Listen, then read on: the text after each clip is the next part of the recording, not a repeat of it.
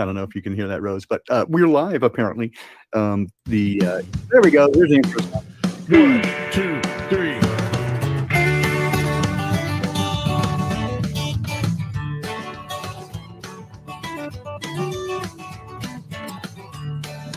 Cocks don't pop at all, poppycock cocks do poppy by far.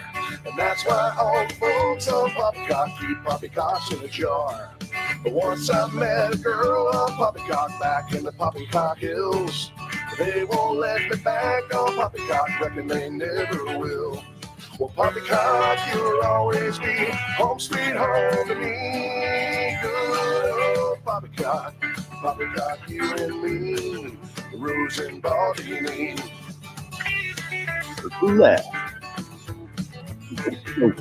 The earth don't spin at all on poppycock platters and a hot roadkill. And beer don't stick to balls on poppycock, reckon it never will. Once I met two folks on poppycock, one bald, the other likes cats. She wild as a rosy, quicker than a satellite, no poppycock about that. Poppycock, you'll always be home sweet home to me. Good old poppycock, poppycock, you and me. Rose and Baldini. Take a tray. Grab your partner, spin them around. Try not to step in the poppycock on the ground. Sachet.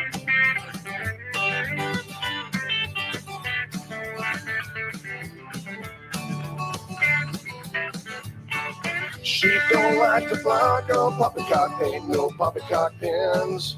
You might just find yourself on poppycock, waking with a poppycock kin. And poppycock, you'll always be home sweet home to me. Good old poppycock, poppycock, you and me. Rose and Baldini, why so freaking early? Poppycock, you and me.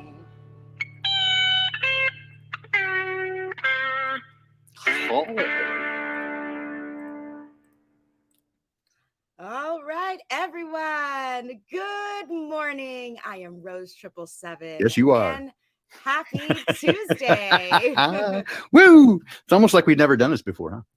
I know, right? How are you, my friend? I'm doing fantastic. I'm ready to roll out the poppycock. I see that you have some poppycock as well, don't you? You know, I'm always handy with the poppycock. But you want to go, ladies first? Are you just?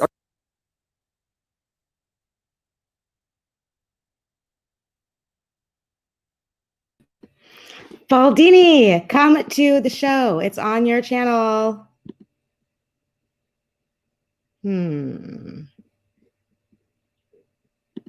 Show, it's on your channel. How do I get back here? Show, it's on your channel. Why?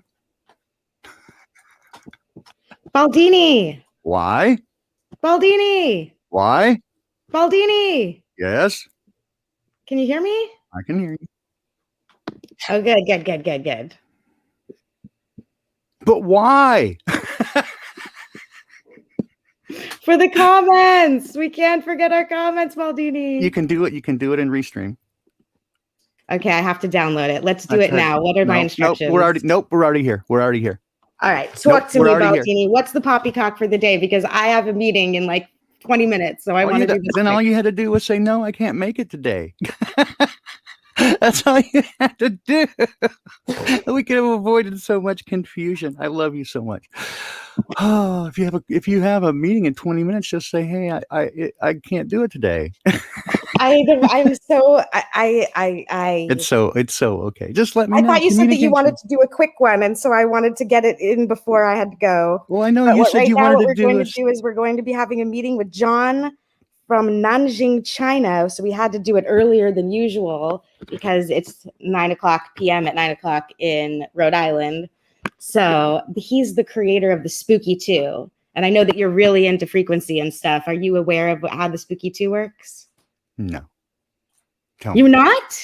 Tell me. The Spooky 2. It's like a personal rife machine. Really? Tell me Yeah, more. let me show Yeah. it to you. Yeah, show me links. Show me the goods.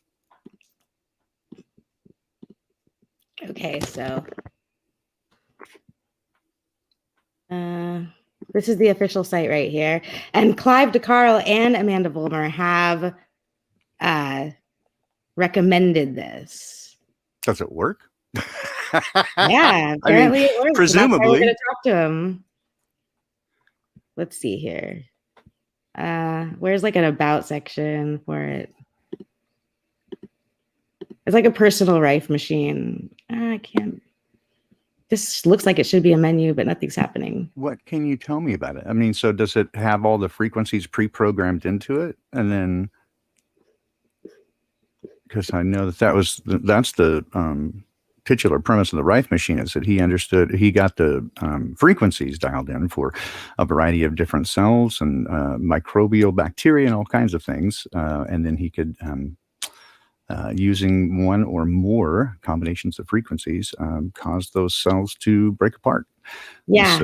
So it has a generator, a remote mode, a contact mode, a cold laser, which Amanda said they have bad cold lasers and they have real cold lasers. So you have to make sure you get the real, actual cold laser. Cool and laser then beams. Pulse biofeedback. This is really interesting. I remember when I was in rehab for my spinal cord, this lady brought me this little rectangular box that you put your finger on, and you don't do anything except watch the light and try to make it go from red to green by breathing calmly. So I'm not really sure how that one works either. Yeah, I have to look into it. Can you drop the link in the chat? Yeah. I'd love to take a closer look at this.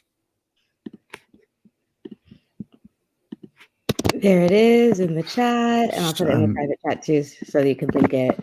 So I'm making some progress on some frequency stuff. So more is coming up on that. Yeah, tell me about your progress.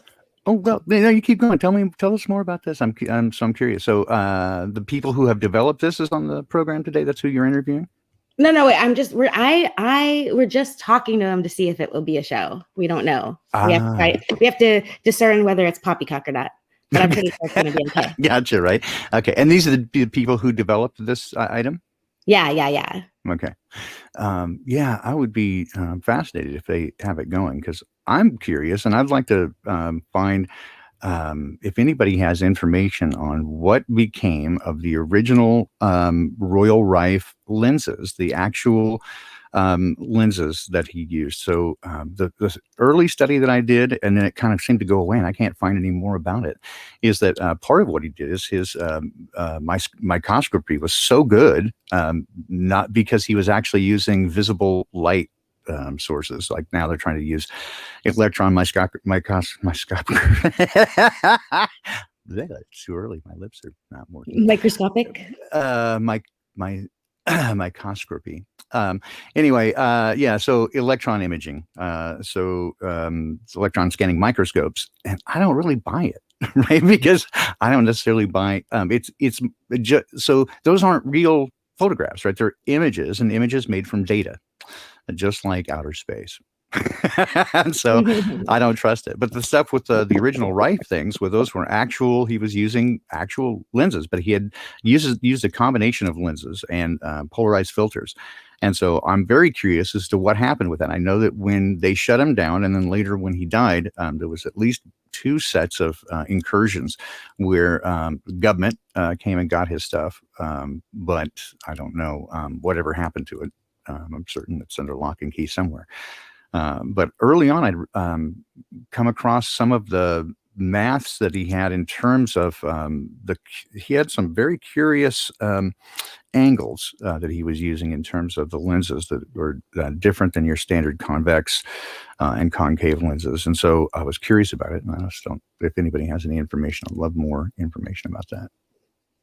He made 7 of them with thousands of parts each. I know, right? So yeah, there was multiple lenses. That was the part about it, right? He was using a combination of lenses. And I think he was also using a combination of in some way either electromagnetic frequencies or radio telemetry, something in combination with light waves. And he was, if I remember right, and again, this was very early on, and I cannot find jack for it now. That's just the nature of the internet. That he was combining, I think, either electromagnetic or magnetic in combined with light waves, and somehow affecting it. I don't recall exactly, so it's driving me nuts. Anyway, if anybody's got more information on it, I would love to do further research, because I think not only was he onto something there, but there's this. I'm digging into playing with these tuning forks and finding some really interesting things by combining frequencies. So, well, we'll see what happens. Have you met anyone else who has thought about this, to combine two frequencies to create a completely different or more potent result? Well, I guess so. Yes and no, in different aspects for different things. Yes. So way back in the day, so when I was developing audio equipment for high-end recording, one of the things about that we understood that the high bandwidth gear, for example, okay, so just a quick thing here is that human hearing is typically considered to be between 20 hertz or 20 cycles per second and just about 20,000 hertz, 20 kilohertz. When I was young, mine was much higher than that. But anyway, so if you say, oh, I'm going to design a piece of equipment, and since we can't hear any more than 20,000 hertz, right? So we'll just make it go up to about 20,000. Well, the thing is, if you make the bandwidth go all the way up, say, to 100,000 hertz, well beyond, right, human hearing. The thing is that everyone with trained ears goes, oh yeah, it sounds way better, blah, blah. Well, the reason for this is what we discovered is in additive synthesis.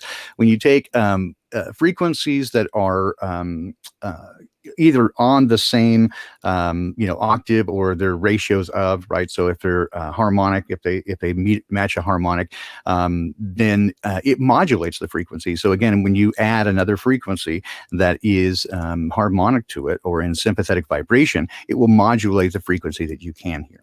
And so this is true with all kinds of waves, additive and destructive wave synthesis. It's a thing. And so, yeah, it's been used for a variety of different things. In fact, this is what I believe Tesla used. If you've heard about his experiment where he had a thing and he almost brought a 5-story building down. I believe this is exactly what he was doing, is using a combination of frequencies that found the sympathetic resonance of the building in much the same way that Tacoma Narrows Bridge fell in the, 1950s, 1940s, that the wind going through the Tacoma Narrows waterway there got into sympathetic frequency with the bridge itself and brought it down. And this is why when soldiers are marching across a bridge, they go into what's called break step. They don't march in cadence, because if they were to get into the same frequency as the node of the bridge, it would come tumbling down, which would be super bad. The frequencies, of course, everything, but I've been digging in. Dark Glasses Woody asked me a question specifically about why I reject the atomic model and granularity. He has some ideas. I have some ideas, but I started looking back into it, and I think I've made some progress. So more on that as it comes. Yeah. My kingdom for a lab, Rose. Find me a lab, damn it. I want a lab. I want a lab. Me and Zach and Cammie we'd never come out. Just like burritos under the door. What are your thoughts on the periodic table of elements? Well, I don't. Yeah, it doesn't matter. All right. Really, no. It's like how it doesn't matter because they're basically organizing reality, but some people just disagree on how it should be organized and whether it should be considered like a basic element or not, or why doesn't it matter? And because some people think it matters. Yep. They might say that why is what you're saying not baby truthing, that it doesn't matter. All right. Well, no, it does. That was a joke about matter, right? So it doesn't matter, period, right? So it was a joke. Oh, Baldini. All right. It's so painful when I don't get it. Right. So here's the deal.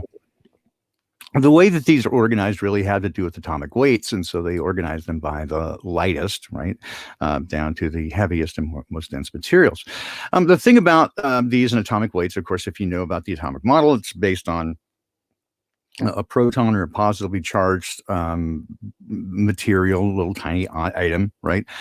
Quark, subatomic particle, and then electron, which is a negatively charged, and then those are in orbits, right? So you have the S, P, D, and F suborbitals, and each one has a certain amount of electrons that can be held there. And then so you can share them, right? The idea is that different molecules, which are made up of a variety of atoms, like say water, H2O, that's what they tell us, two atoms of hydrogen, one of oxygen, and arranged such. But you got, see, again, makes no sense. You got two gases that suddenly make a fluid. It doesn't make sense. And there are lots of explanations that they give to us. But so the thing is that the way where quantum physics come in, quanta is the distance between these orbits, right? The S, P, and D and F suborbitals. And so where the electron is supposed to jump from one to the other. So this is what quantum physics comes at, right? So one of the things about that, and so as I was considering this, right, is that so the way that these are organized is fairly well put together. And if you look at Walter Russell's The Universal One, he has a thing that I think works out pretty well, actually. If I would do, let's see, try to get an image of this here. Yeah. So he does a couple of things. He does a spiral image, right, like that, and then he also does this image showing wavelengths in the elements. And I think that this is accurate, but I think it has to do with frequency and not weights, not atomic weights. I think that again, it's misdescribed. So in other words, chemistry works. You can use Avogadro's constant to do predictions, and you can figure out the way that chemicals are going to come together, and you can make compounds. You can do a variety of things because the math works. But the thing is that the same way that these can jump quanta, right? You make these quantum leaps. That's what the phrase comes from, a quantum leap, an electron jumping from one of these orbitals to another. The way that this happens is very similar, and this is where I think I landed on something here, right? Is if, let's see, well, go to Clancy figure, see if I can find a decent, here we go. So a decent image of this. So Clancy figures, this guy Clancy in the 1600s figured out that if you put a violin bow across the metal thing and you put sand across it like this, a metal plate, then you would get these figures that appeared, right? And what you notice, so just go back here, what you notice in this image is that it's incoherent until suddenly it takes on a coherent pattern. And that coherent pattern comes when it lands on a certain frequency. All right, so that's important to know. There's incoherence in between, and then suddenly a coherent pattern appears. And then as he changes the frequency, you'll note that this pattern changes in between. You see that happen? All right, so that would be, I think, pitching this out there, right, is that's analogous to the quantum changes, right? In other words, the difference between the states of matter. And so whenever you get a different frequency vibrating in the luminiferous ether, it then takes on a material component. So a certain frequency will then organize itself and create matter, just like that. Different combinations of frequencies create different material. And so it appears to us to be a solid matter, but it's an organized pattern, just like that, of the etheric, right? And this is what I proposed recently, is that just like electricity and magnetism are on right angles to one another and working in the obtuse, the same way I think the etheric or the subtle bodies, right? There is a spiritual aspect that corresponds to and is connected to the physical aspects in that same way, so that they are connected. And this is why, for example, it would give some explanation for phantom limb syndrome when a person loses a limb through amputation, and yet they still have itching and they still have sensation that appears in this limb. I think it would be related to that exact same phenomenon. And so this is where I'm headed with this. This is the premise. Could I call matter dense light? Yeah, I think so. I think sure. Organized, right? I don't know, dense may be the wrong word. I think that's a way of thinking of it, but I think it's organized into a pattern at a frequency which causes it to be more material to us, right? So it takes on a form which to us is material. And so to me, again, these two things are interrelated, the material and the immaterial, in the same way that magnetism and electricity are directly related and correspondent to one another, the material and the immaterial.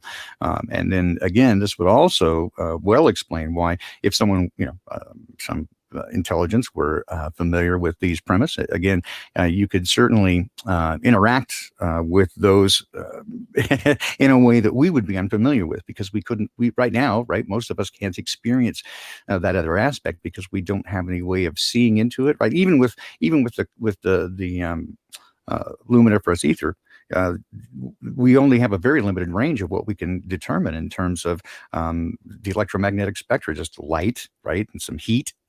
Infrared, we can tell it. We can't see it, but we can feel it. And so we have a very limited, less than 1% perspective into what we can perceive with electronics and what is there outside of electronics. So I think that again, where I'm at right now, Rose, is that the period of elements, right, is really, these are names that we've given to materials that exist in a material, in a state of matter, right, that we recognize. I think that there are many others, and but the way that it's described is misdescribed. It's described in a way to make it intentionally obtuse and very difficult to understand, and hides the nature of the universe.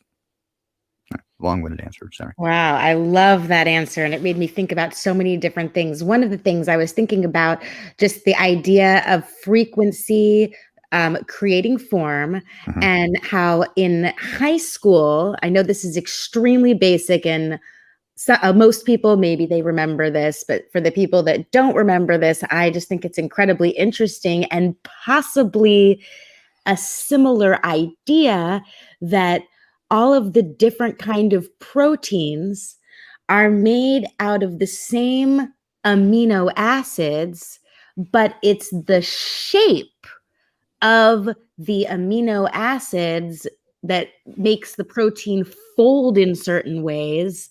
And it's that shape of the folding that dictates its function. Is that correct as far as you know, or is that more poppycock they fed No.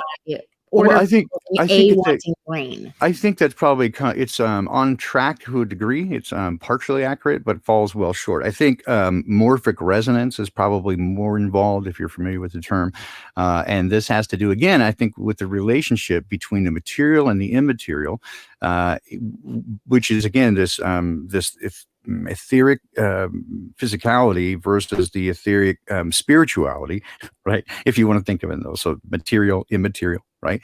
But morphic resonance, right, is how we've tried to describe the way that the same basic building blocks of matter, being amino acids turning into proteins, is done from DNA. The same things are apparent. For example, we share 98% of the same DNA with a banana.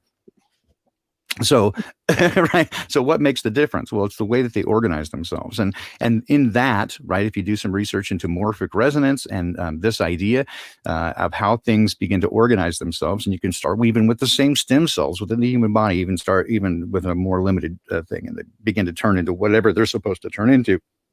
And these things are closely linked, really, with the idea of consciousness, and that we have never been able to answer. What the fuck is consciousness, right? We don't know. We don't even know where memory is. It's certainly not held in the brain. My wife and I have been fascinated. There's a particular case about a gal who got a type of, I think it was amoebic or some kind of bacterial infection in her brain, and it turned literally into essentially a green soup. It was nasty. She lost nearly 90% of her brain. It was like 80% overall of her brain, as she went through severe rehabilitation. And you'd think that this would be a complete vegetable, if even alive. No, she even has most of her personality. She maybe talks a little bit slower now, but you would otherwise not know it. She's got 20% of her brain. Somehow the neuroplasticity of the brain is freaking amazing. And if we knew exactly how to do that, oh my, we'd really be going. But again, memory, they've done all kinds of tests. Memory is not held within the physical,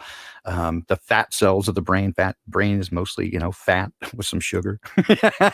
It's bacon. It's fascinating. So we don't know anything about consciousness. We don't know anything about dreams. This is why I'm studying it right now. In fact, I was going to announce this morning, I'm starting a new series specific to Rockfin. It's going to be Rockfin Premium exclusive. I'm going to call it Tales of Woo, and Woo stands for Wildly out of the ordinary, but tales of woo. And so I love that, Baldini. That is going to be such a cool show. I can't wait to watch it. Yeah, so we're going to do Tales of Woo, Wildly Out of the Ordinary. Because one of the things, again, is that many people have experiences with what we might call the supernatural or the paranormal. But most people have been afraid to talk about it. And I was thinking about this the other day and thinking how sad it is that some of the most important and sometimes life-changing events that we have that challenge our view about the nature of the world we live in, we're unable to speak about.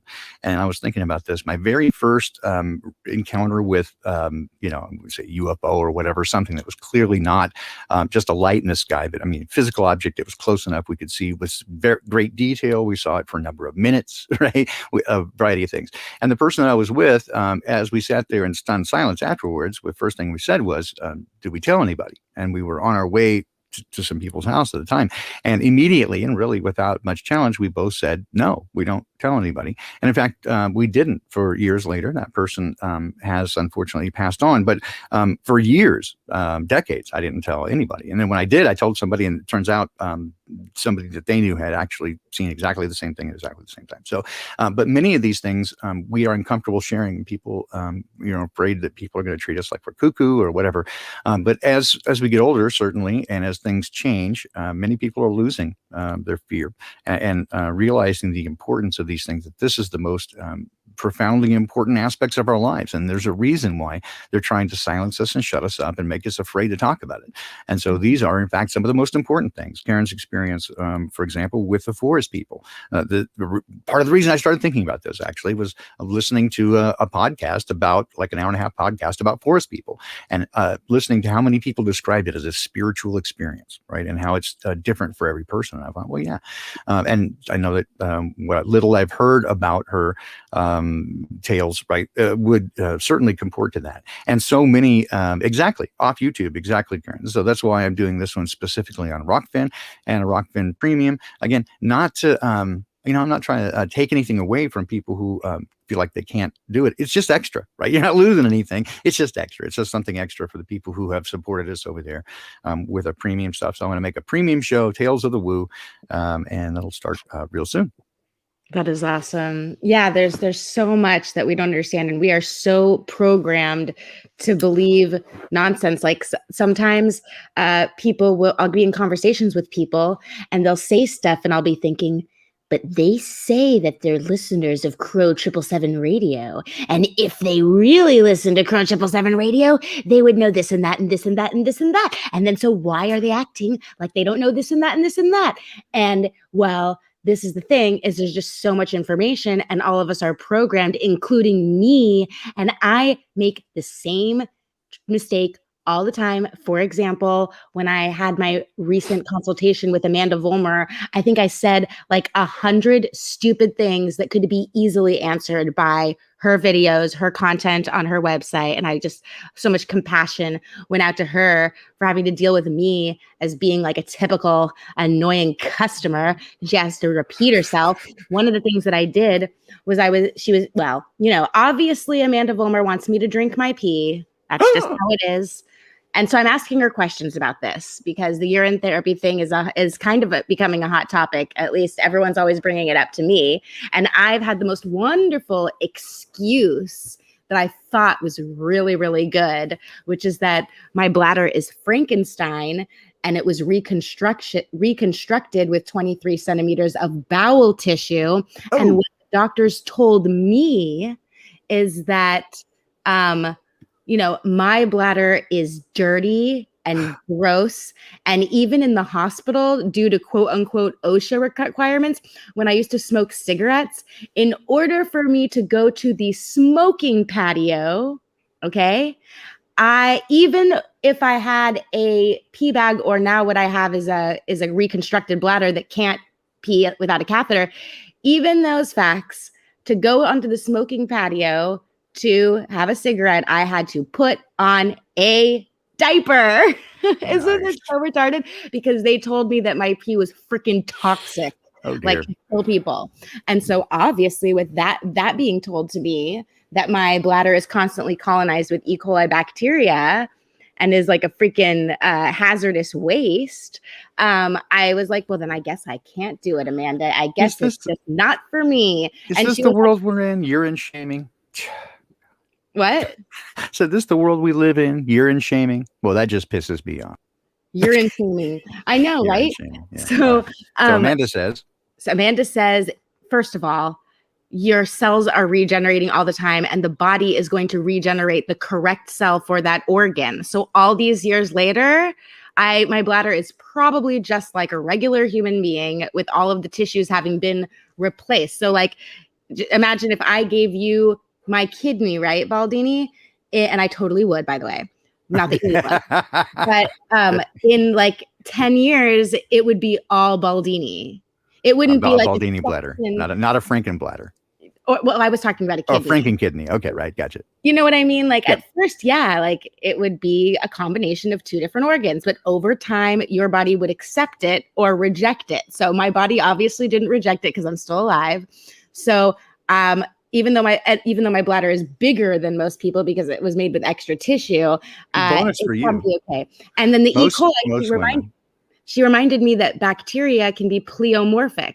So they can easily say that there's E. coli in there all the time because it was made with bowel tissue. Right. But the truth is that like if I give myself antibiotics, those cells will morph into a different kind of cell to combat the frequencies of the quote unquote medication, or I should say poison that they're putting into it. So it's your body constantly adapting to it.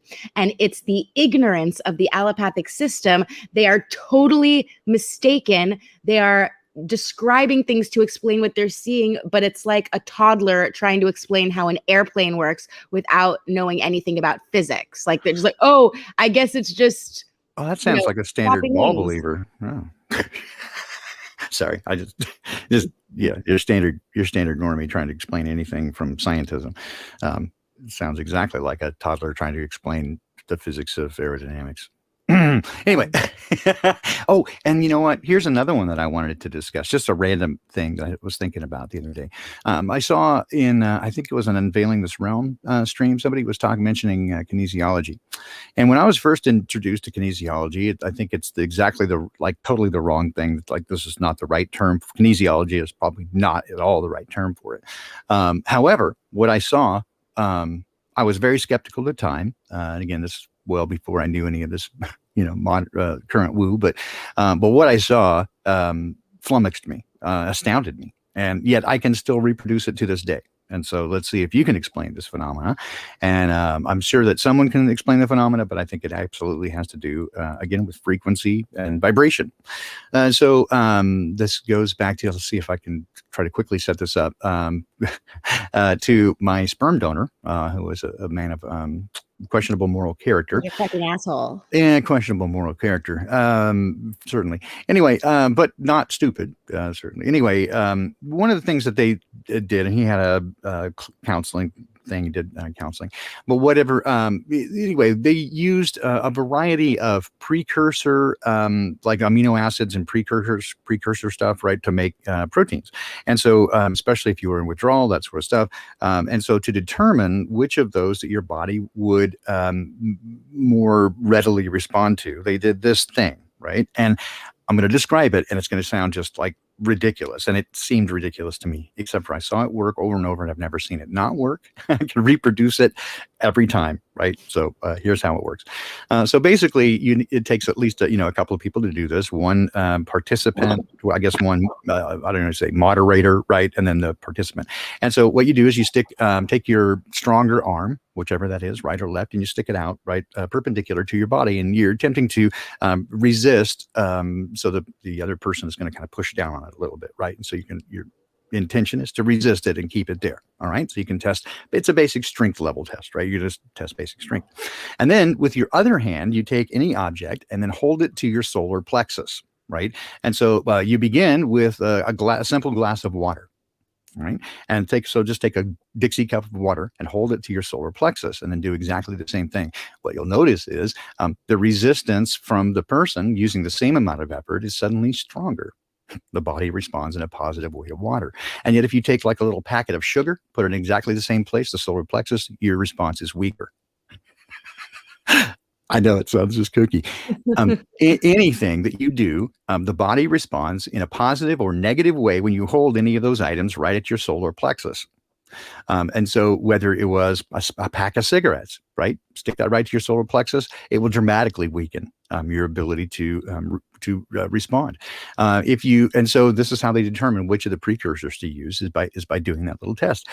Weirdly, it worked. And again, the only way that I can explain this phenomena is, again, it's not psychosomatic because, again, under blind tests, and I got really, really interested in it. And so I started doing a variety of things to test it. It works. It just works. And so the best way I could describe it now is it has to have something to do with your electromagnetic field, your vibe, your aura. It's the best way I can describe it. And whatever interaction that you're having with the vibration of that thing. And this, again, speaks directly to your interaction and vibration with other people and situations, even experiencing a place as you introduce yourself into a new place and you get a sense of it. I think this is exactly the sort of thing that we're talking about. I think this is all interrelated. Yeah, Baldini. You know what I was reminded of?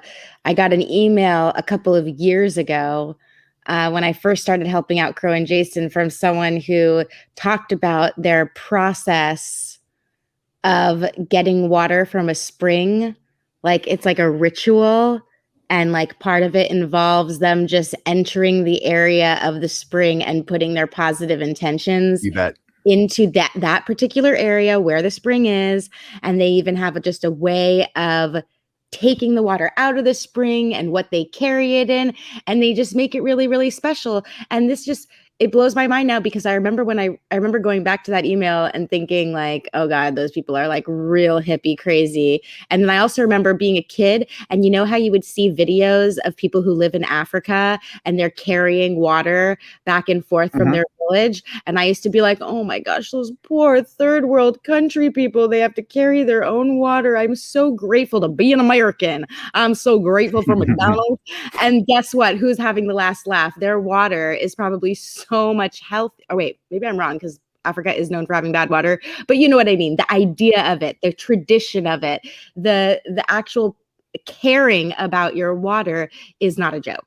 Well, certainly the idea of the tradition of giving thanks, being expressing gratitude, praying before you eat, right? To put the positive intention, and there's into water, right? Water contains intention and memory, and so when you put the positive intention into it, even expressing gratitude for food, so much of it is water.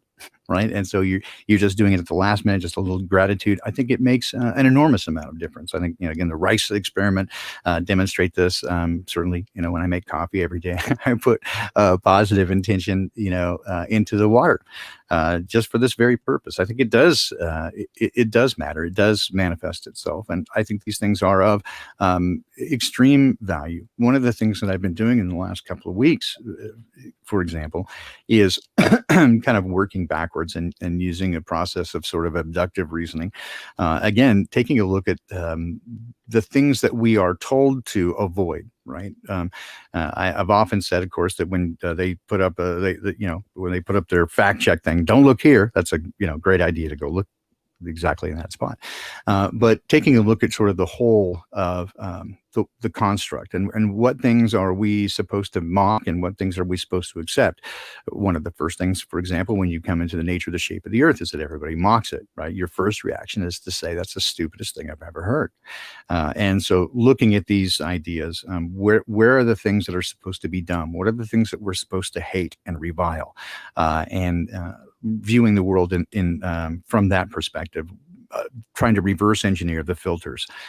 Interesting stuff. And so I'll a variety of things that I want to present as we go along, but I'm trying to tie all these things back to the Awakening Project, bits and pieces that I've been digging back through and trying to tease some more information out of that.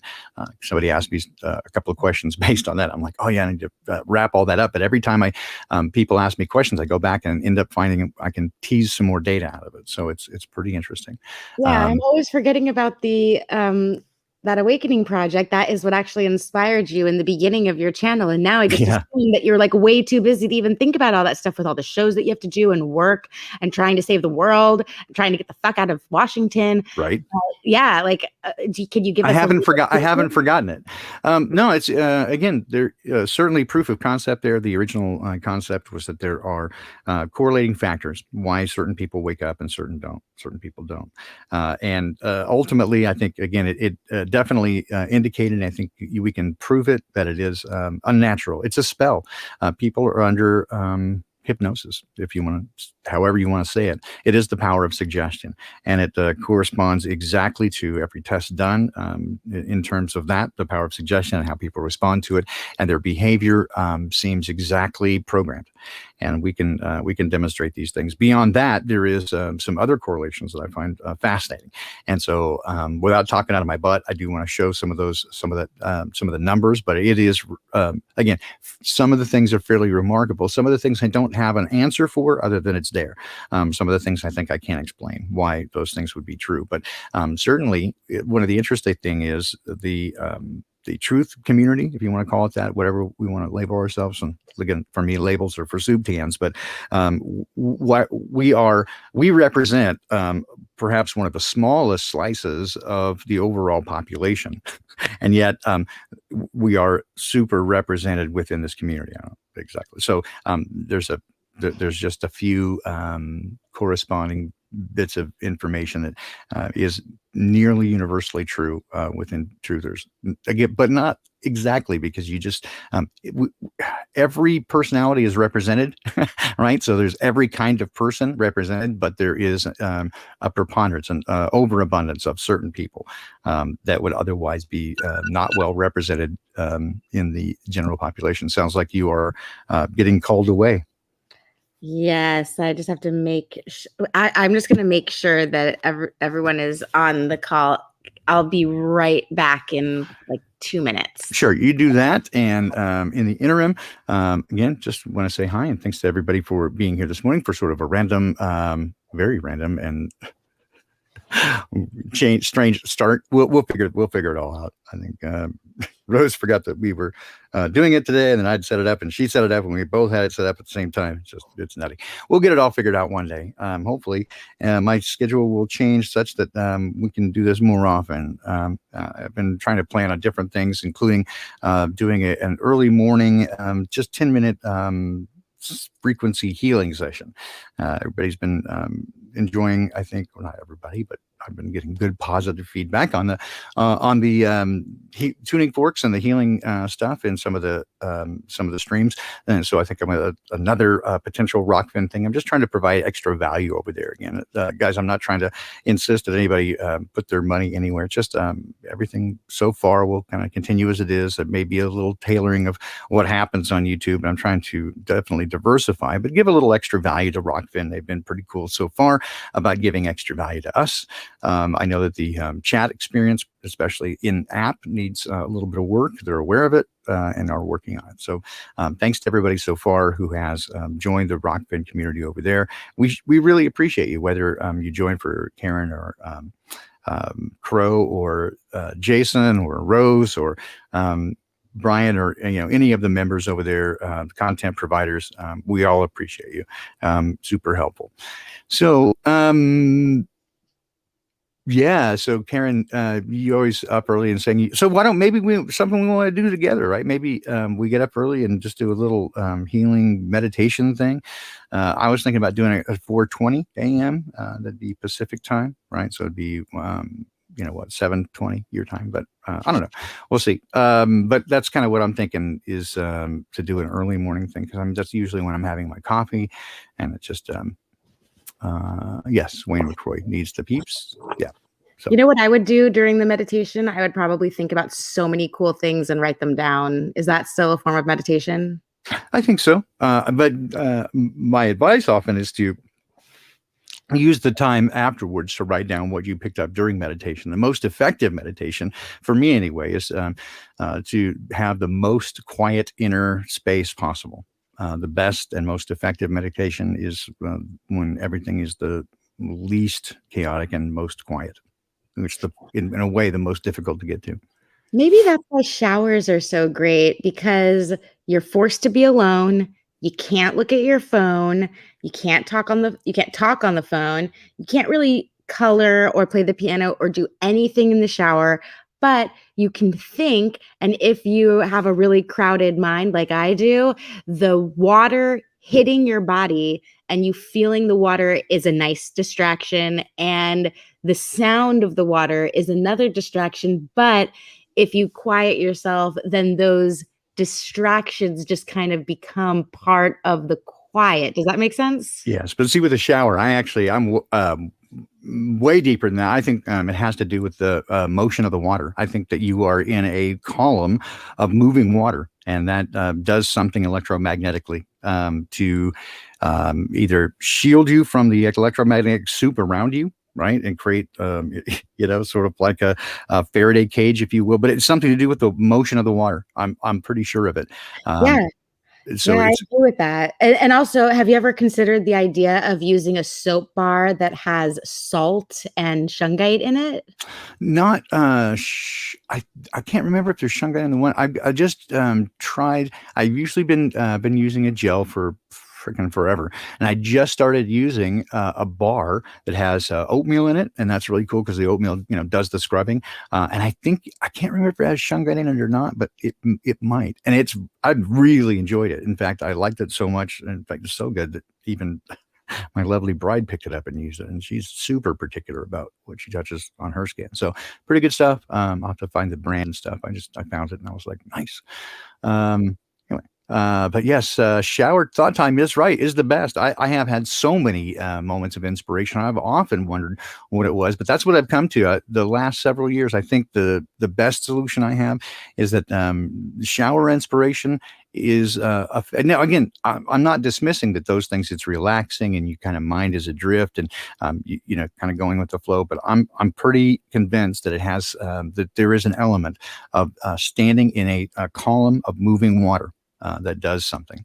So Okay, well, how about this? The healing properties of taking a shower, Baldini. This is a random question for you. I know that you haven't done experiments, but maybe you've thought about this. Does the shower have a lasting effect once you get out? Could you prescribe someone a certain amount of showers a week for optimal health, or does it only help us while we're in the shower? I think there is some lasting effect to shower. I don't think you want to overdo it.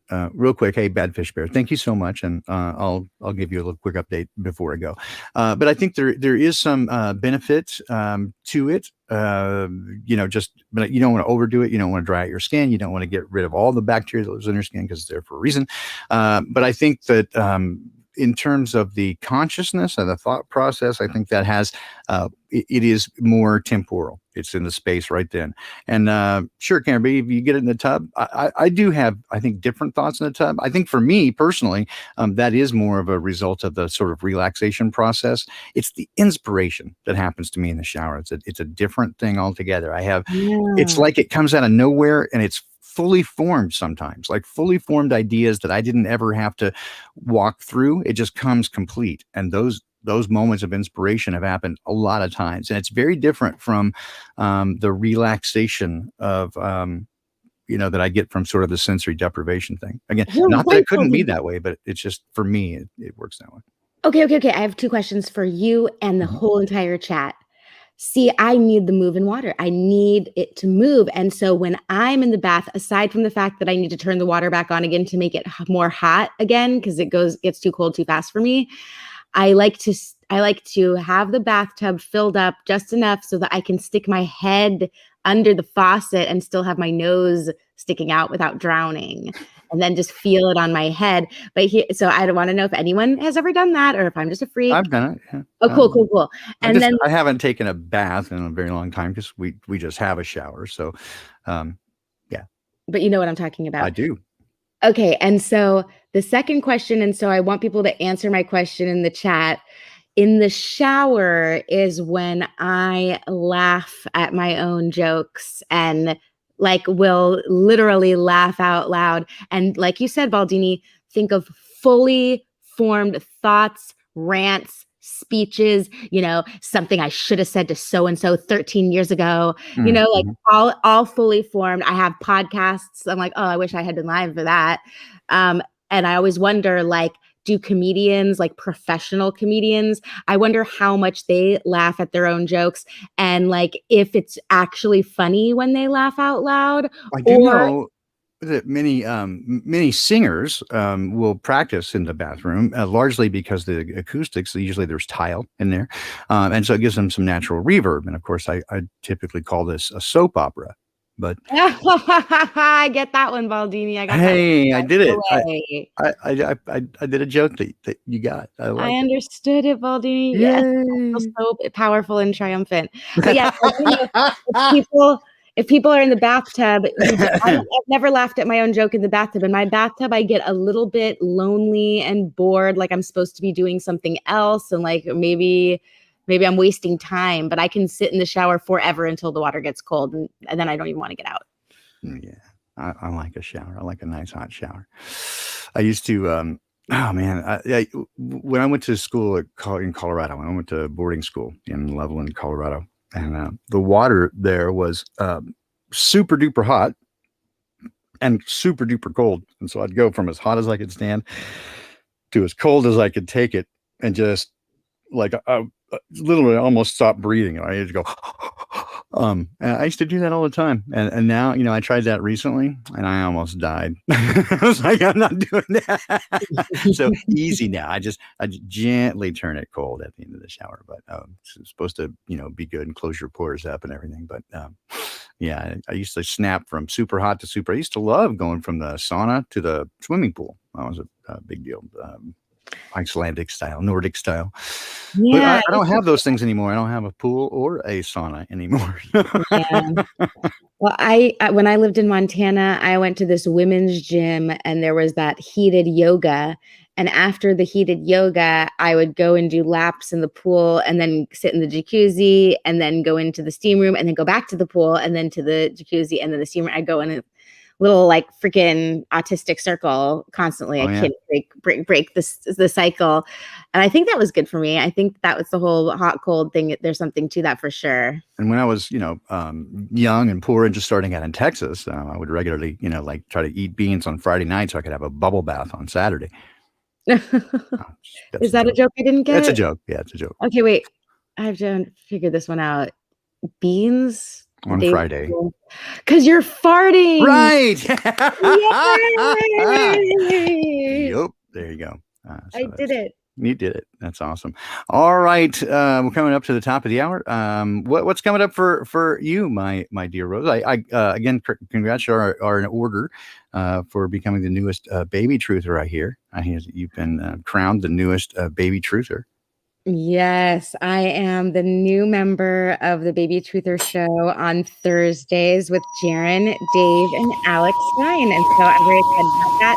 And on Friday, I am going to be on Rule of Law Radio. Nice. ruleoflawradio.com with Randy Kelton. And my goal is to talk about two things. First of all, that we want to make a curriculum for like 5th graders and or 8th graders so that homeschooling parents can have a whole section for their kids to learn about the law and how to defend yourself and protect yourself and, put these public servants in their place because they're there. We can't get rid of them right now. So while they're here, we have to put up with them. And then also removing the fear of dealing with public servants like people acting as cops. If you get pulled over, it's all about changing your mindset and not giving them this unnecessary power that, when they write you a ticket, that is like getting a first row ticket to the theater. And you are going to put these actors through a process and give them the ride of their lives, and you are going to be in control. And so I think it's all about mindset, because the only thing that people know to do when they end up in court, because they lived their whole life thinking they were there, that they were never going to end up in that situation, is fear and acting like a little baby that's been sent to the principal's office. No, that's not correct. You don't need to act like that. They are not your masters. We are not slaves. They are working for us. So it's all about just having a holistic comprehension of the system enough so that you don't get tricked into thinking that you're powerless. So that's going to be what this show is about. Nice. That's awesome. Okay, so let's see. Over on this side of the fence, I got the standard stuff, of course, coming up this weekend. Your unintended consequences of your Sunday streams, but look for new stuff coming to Rockfin. A couple of new things. So we've got stories of Woo, or the power of Woo, but Woo is wildly out of the ordinary. So that's way out of the ordinary. So Woo, look for that, and probably also going to have specific music streams also coming up on Rockfin as well. I don't know, this week I started noodling around and went, hey, I could do that. Just like you guys might enjoy that. Just spend 30 or 40 minutes just noodling. So, so anyway, if people want to do that, you can, sign up for Rockfin and you can get some of that too. Again, I'm not taking anything away from the YouTube crowd, but we do want to migrate out of there. So this is just something extra for the folks over at Rockfin. There you go. Some high level Woo. Yeah. So really quickly to touch on that, those are not just my stories of Woo. Those are your stories of Woo. So yes, these are in addition to some of mine, but these are going to be our stories of Woo. We're going to share these stories with one another because it's time to grow up and not be babies about it and, call the ambulance. But yeah, we're going to tell each other our stories and try to work this thing out and share. Right. Because these things are important as well. I think these are some of the most important things. And again, listening to different things like Skinwalker Ranch and just a variety of different stuff. And again, the people that experience them have been bullied and shamed, right, to keep them from telling what they saw. And as I look back over history, the stories of over time seem consistent. The names they put on it, right, are different. Perhaps the costume is slightly different, but the stories all seem fairly similar. The behaviors, the circumstances, the conditions, and the results. So as I look at those things, I just think, again, they're trying to keep things from us and doing it by putting a layer of, shame and, calling it, fairies and that sort of stuff. They're trying to make a mockery of it, and it's not a mockery. It's for real. So anyway, yep, we're going to take a closer look at that stuff. Hope you'll join us for that. And with that, I think 7:00, we'll just, there you go. We'll kick it off there. Let's see. I think I'll just push this button right here. And I think I can put the Poppycock theme on the way out. So have a great day, Rose. All right. You too, Baldini. Take care. Bye-bye. Bye. Let's see. Did it happen? No, it's not happening. Wait, let's see if I can do it again. Is that happening? I think you need to share your screen. Oh, I see. Because we're going through your thing. I got you. Wait, hang on.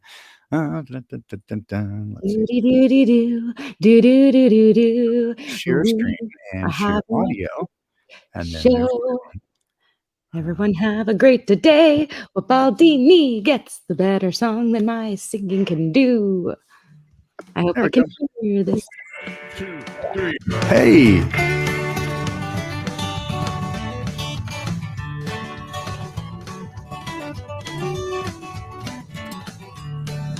Cocks don't poppy, oh, poppycock, cocks do poppy by 4.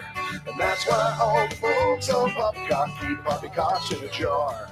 But once I met a girl on Poppycock back in the Poppycock Hills. They won't let me back on Poppycock, reckon they never will. Well, Poppycock, you'll always be home sweet home to me. Good old Poppycock, Poppycock, you and me, Rose and Baldini.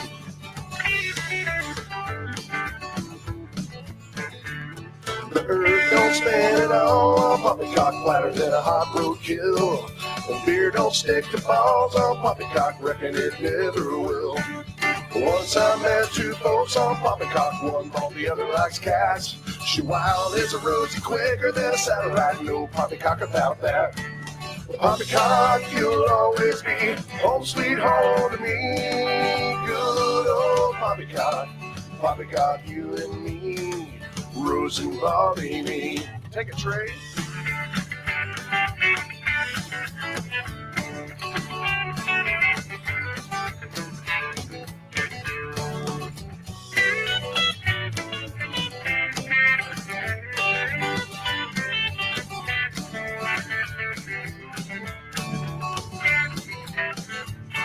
She don't like to block on Poppycock, ain't no Poppycock pins. You might just find yourself on Poppycock, waking with a Poppycock kin. And Poppycock, you'll always be home sweet home to me. Good old Poppycock, Poppycock, you and me, Rose and Baldini. Why so freaking early? Poppycock, you and me.